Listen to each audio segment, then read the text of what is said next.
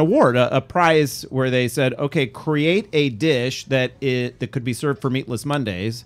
And the top prize getter, the number one person, was a senior from John Marshall High School in Los Angeles, beating out the entire rest of the country, Lucila Flores. And she joins us on the line right now to talk a little bit about her Kung Pao Chili. Her teacher and inspiration, Andy Phillips, also joining us this morning. Welcome to both of you. Hi. Good morning. Yes, great to have you here with us this morning. And first off, I just want to say a very big congratulations. Thank you. That's quite an accomplishment. And I have been reading your recipe. It's very intriguing. I would never have thought of this. Yeah. How did you start with this? First of all, when did you find out about the contest and when did you decide to jump on board? I was notified by my teacher, which actually I got interested in actually creating a meatless dish since most of the time I eat meat. Most of the time you eat meat. Yeah, which is sometimes bad, but why not change it up? And so you were thinking, meatless? Oh, I don't know how I'm going to go about that. Right? Yeah, but it just come up sometimes. Okay. And so when you finally decided to go ahead and go for it, now when I think Kung Pao, I think Chinese. Spicy Chinese. I don't, and when I think chili, I think Latin America or the Southwest. Right. And so, how did you end up putting these two together? You know, which would be sort of like a, what do they call that when you blend two different fusion? Fusion, yeah. This is a good example of a fusion dish. Well, at first I had to think about thinking outside the box, since if you go mainstream, you wouldn't stand out, which is right. Usually Mexican flavored or Southwest. And then it kind of actually thought about just an usual plate. Why not turn it into something that could possibly everyone could enjoy? Right. And so well, Lucila, one thing that I am curious about is not only your inspiration for this particular recipe. I think it's brilliant. I want to go home and make it. But I'm also curious, what's the bigger picture plan for you? What do you want to do when you get out of high school and then even after college if you're planning to go? What's your plan? My plan is to go to college. I am so thankful that I won with this money. Money right now is pretty hard to get. Right. And thanks to C-CAP, which gave me this huge opportunity, I'm happy about it. So probably college and then study for becoming a culinary chef. That's fantastic. Yeah. What is the prize? What was the first place prize? I didn't realize there was money involved. Money attached to it. Yeah. Yeah. It was $5,000. Nice. All right, let's bring your teacher and inspiration in Andy Phillips. Andy, tell us. You must have a lot of students coming through there. How do you differentiate? I imagine you want to give them all the same treatment, but I imagine from time to time you can really tell there's a star pupil among them. Well, there's sort of a self-selection process. Every year I start off with, a dozen students that swear they're going to see it through to the end.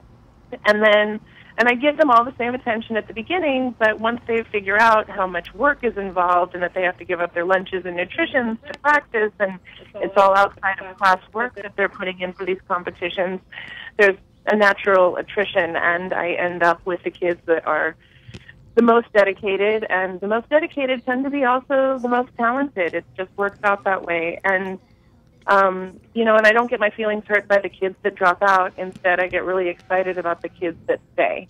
Well, because it helps you identify the ones who are really passionate about it, that you can then kind of focus in on them, I imagine. Absolutely. And I end up with some really fabulous young people. I'm so lucky to work with the population of students that I do. I feel very, very fortunate. Well, it sounds like they're lucky to have you as well. Oh, you're sweet, but seriously, I am in love with my students. Oh, that's awesome. That is great. Now, how does a C-CAP work? Is this something that it's connected to the high school, or is it a standalone institution outside of the high school? where's the connection? Okay, so it works incredibly well. They're incredibly organized.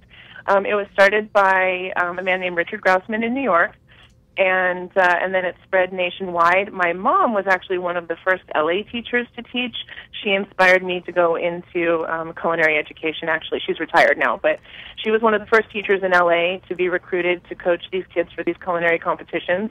And the way it's designed is the teachers recruit the students in the classroom, and then we report to a central office in each city. We're in, I think, oh goodness, I don't want to say it wrong, maybe 5 or 6 different cities nationwide. Mm-hmm. And then that central office provides the students with many opportunities.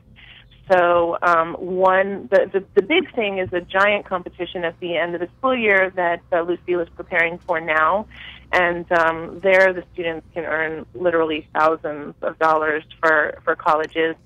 But the other opportunities come up throughout the year. They do the Meatless Monday. We had an opportunity to enter a couple other competitions this year, and all of those competitions are administered by our central office. And if anybody wants to get in contact with the office, maybe help or make contributions, the person that they would contact would be Misty Cutler, and she can be found on the C-CAP website for the Los Angeles area. Mm-hmm. And then so she administers all of the local competitions, and then if they go national, they go to New York, which is how Lucila progressed. She started here in Los Angeles, and then her recipe was sent to New York, and then she won the national. That's just and actually we won it last year too. I just want to throw that out there. Very nice. No, that is important to throw out there because wow, you're like the powerhouse to beat now.